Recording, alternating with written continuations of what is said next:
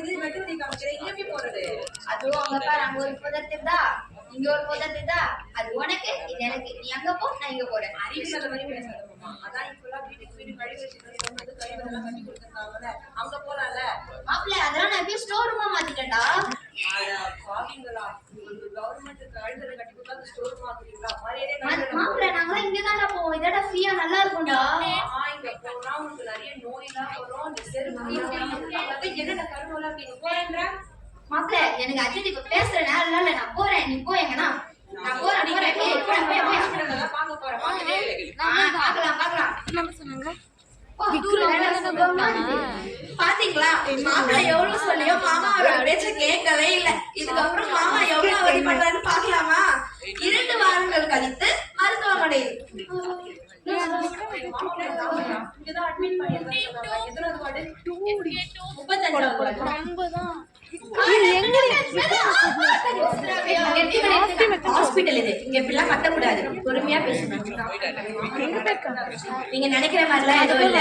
ஒரு அசுத்தமான இடத்துல போயிட்டு வந்ததுனால ஸ்கின் இன்ஃபெக்ஷன் ஆயிருக்கு. மற்றபடி ஒண்ணும் இல்ல. இருந்தாலும் அசுத்தமான இடத்துல போனதால வலிக்கு தந்த டாக்டர் எப்படி ஊசி குத்திச்சு தெரியுமா?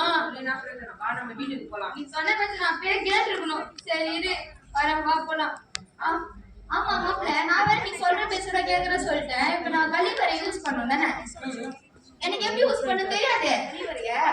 நீ கழிவறைக்கு உள்ள போகும்போது முன்னாடியே தண்ணி நிறுத்து. அதுக்கப்புறம் உபயோகப்படுத்தின பிறகும் தண்ணி ஊத்தி கிளீன் பண்ணிட்டு அதுக்கப்புறமா உங்க கையெல்லாம் சோப் போட்டு கழுவிக்கும். அவ்வளவுதான். இதுக்கா மாப்பிள்ள இவ்வளவு பண்ணிட்டு இருந்தாங்க? சரி, இனிமேல் நானே வீட்டுல கட்டி நாங்களே யூஸ் பண்ணோம். ஸ்டோர் எல்லாம் தூக்கி போட்டு இனிமேல் அது டாய்லெட்டா மாத்திடுறியா? நீ மாத்த தெரியும், சந்தோஷமா இருக்கு தெரியுமா? பட் இருந்தாலும் நான் ஒரு தடவை போயிட்டு வந்துருவா.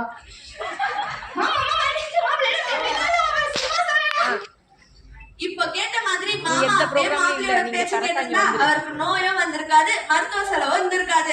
இன்னும் இந்த உலகத்துல 3.5 மில்லியன் மக்கள் பாதுகாப்பாக சுகாதாரம் இல்லாம வாழ்றாங்க. அதுலயும் குறிப்பிட்டு சொல்லணும், 419 மில்லியன் மக்கள் பிறந்த வெளியிலேயே மலம் கழிக்கிறாங்க.